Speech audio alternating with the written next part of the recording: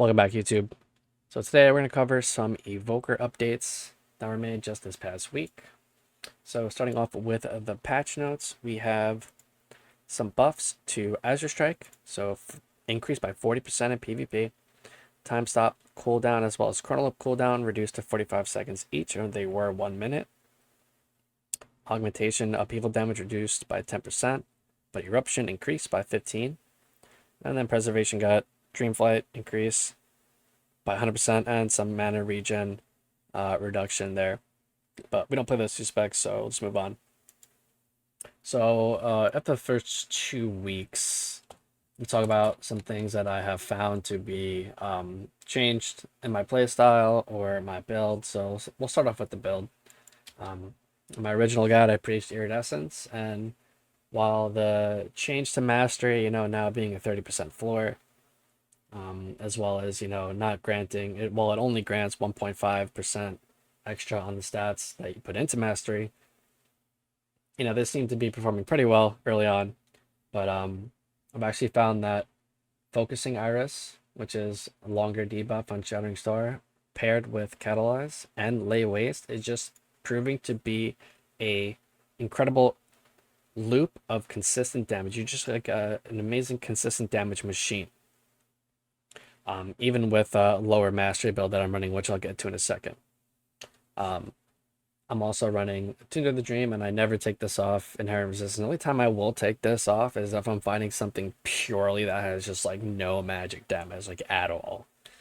But 8% is such a high modifier for a reduction that I'm taking this like pretty much all the time.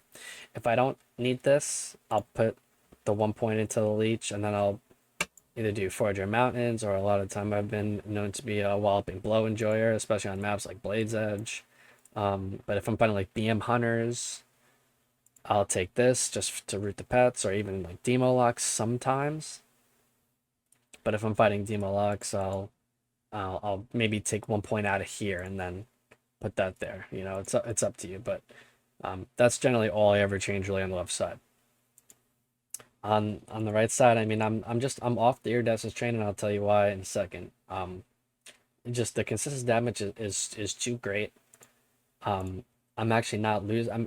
I'm actually gaining more damage by having this than I am with Iridescence, and I'll show you why. So Iridescence functions like, you cast one spell and it's now red modifier, right? Blue spell, it's now blue modifier, right? But Shattering Star lasting 6 seconds, there is no limit, or no restriction, I should say, as to what I choose to dump into that window, right? I can do whatever I like, and you will see that the damage output from it is the same, but it is also more consistent. I'm hitting upwards of like 150,000 disintegrate ticks with Shattering Star debuff alone. This is great and everything, but Power Swell is kind of dead talent.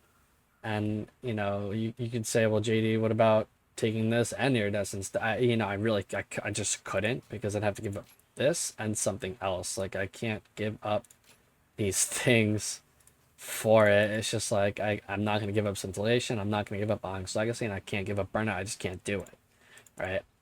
But I'm finding that this is a very consistent damage machine. It's doing a lot of damage, and I don't need to burn a lot of stats into Mastery to make this happen. So what I'm doing right now is I'm running 30 Haste, 30 Mastery. I'm running 2 set with the headpiece and the shoulders. And you can do any gear set, gem,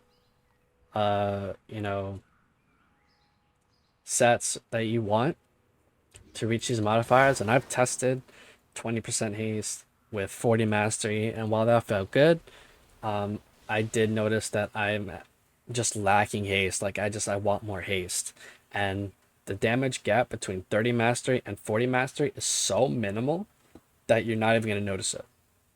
So I'll go into a little bit of the rotation. There really is no Omega Fatty one-shot burst rotation anymore. They've just nerfed the modifiers way too hard. Like, on purpose, like it's deliberate, so you're not going to be able to hit like these crazy numbers anymore. So, um, taking a page out of my one of my older rotation guides that has stood the test of time. You know, your main goal here is to extend your Dragon Rage with animosity, and so the way that I like to do it, because you know, tip the scales fire breath modifier on it, specifically with font of magic, is just been nerfed into the ground. You're just not gonna hit those numbers that you want to see. Not like we used to back in season one. And so my opener, my standard opener, will look like this. So ideally, I'd get a proc, but let's say on whatever, I didn't get one, right? So I will just deep breath to start it off. I can Dragon Rage. I will swipe twice for Azure Strike, and then I can Eternity Surge, tip the scales. This is just to get both of my powers off cooldown, right? I'm just channeling Disintegrate up until these are pretty much up again. I'll launch my procs for the Essence Burst, and then boom, my stuff's off cooldown again. I'll extend. I like to have 2 Essence Burst procs for the increased damage. And I'm just channeling, prioritizing Disintegrate.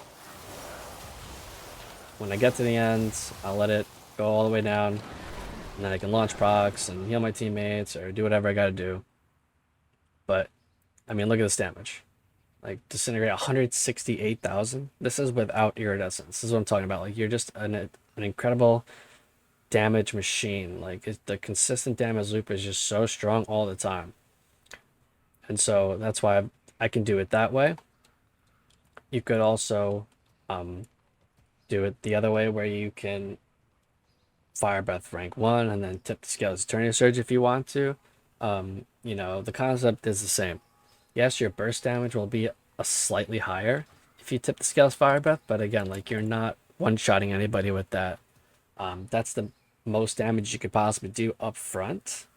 But you know, you're not going to move somebody's health pool below like 50% with that, you know, especially if they're getting healed or they have HOTS on them, or if their healer's not in crowd control. It's just not going to happen. I mean, you'll barely crack through a Warlock's shield with that, a Dark Pact, right? And so you can do that. But my personal favorite is to do it the second way. So my cooldowns are coming back up here in 9 seconds, so I'll show you. Same thing, you can just start yourself off with a drive-by, Dragon Rage, swipe. I want 2 procs, so Fire Breath, Shattering Star, tip the scales, Eternity Surge, and then start lasering Disintegrates. When you get to the end, let the channel finish so you can get all the points of damage. We'll go over that in a little bit. Launch procs. I got 2 Essence Bursts. I'll wait for my Shattering Star here. Why not? Into Eternity Surge and then dump all these into Disintegrate. I mean, 168. Like, it's incredible damage. Right? Just always prioritizing Disintegrate. And so, like, I got way more Fire Breath damage. I got 1,000,000 Fire Breath damage versus my other one, which was like 300,000 on the previous one. I think it was. I'd have to go back and look at it, but I got 1,000,000 damage, and this is due to Catalyze, right? So I want to take my Fire Breath, and while I'm channeling Disintegrate, my Fire Breath is just taking that much more often, 100% more often. So I'm just doing that much more damage. So that's what I personally like to do. Because again, you're not one-shotting anyone anymore. You want to just be a completely damage machine. Like, there's just no way to say. Your consistent damage is so good, that's what you want to be focusing on mostly, especially in the opening. But for consistent damage, you know, kind of just more of the same. Fire Breath out as many targets as possible. Shattering Star, Eternity Surge, dump all your essence into Disintegrate, and I'll edit in a little bit, because a lot of people come to my stream and ask about what's chaining, what's clipping, and I'll just go over that with you right now. So I'll turn my cursor on so you can see. So now you can see my cursor. So as you can see here, it costs 3 essence to channel disintegrate.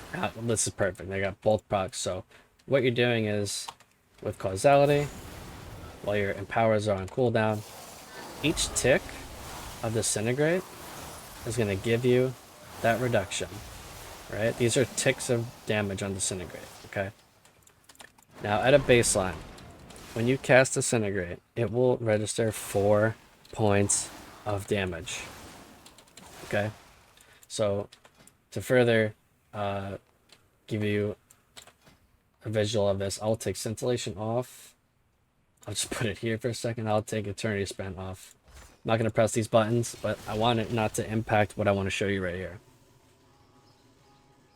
So watch the damage tick marks when I press disintegrate just one time. Ready? 1, 2, 3, 4.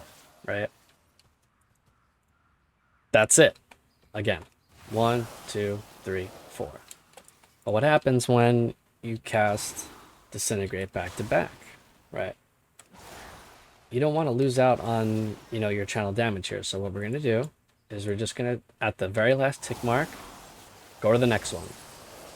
And then go to the next one. You see how, at the beginning of your next cast, it was 52,000, came up very quickly in quick succession? That's because each time, again, when you start casting disintegrate, it will register those 4 points of damage. 1, 2, 3, 4, right? That's what it's designed to do. And when you chain, all you're doing is you're just starting the next cast. That's all you're doing. And so when you're trying to extend with your cooldowns here, one tick. I like to get those procs. 371 big damn. So you can do early if you want to. It's not really that big of a deal. But I like to get the most out of my damage. Go all the way to the end right here. And look at that. It's back up cooldown. Right? Again. Look at the individual tick marks. And I focus on the last one. Don't think about it too hard. Just get the most out of your essence resources. Right? There is, a world in PvE. What is this? A Snapfire. I don't even play this stuff. But I have never actually seen this before. But don't think about it too hard, is what I'm trying to say here. There is in the PvE world some small benefit of clipping, but because they use this talent, that impacts them. But for us, don't worry about it. Just focus on getting as much damage as you can out with the tick marks from Disintegrate, because like I said, it's 4 points of channel damage each time you start the cast. Alright, it's a little bonus tip for you. So that's it for this updated guide. If there's anything you have a question on, just leave it down in the comments below, and I'll link my Twitch stream. Streaming pretty much every day. Shuffles, 3v3s, viewer games, all that stuff. So thanks again for checking this out, and I'll see you in the next one.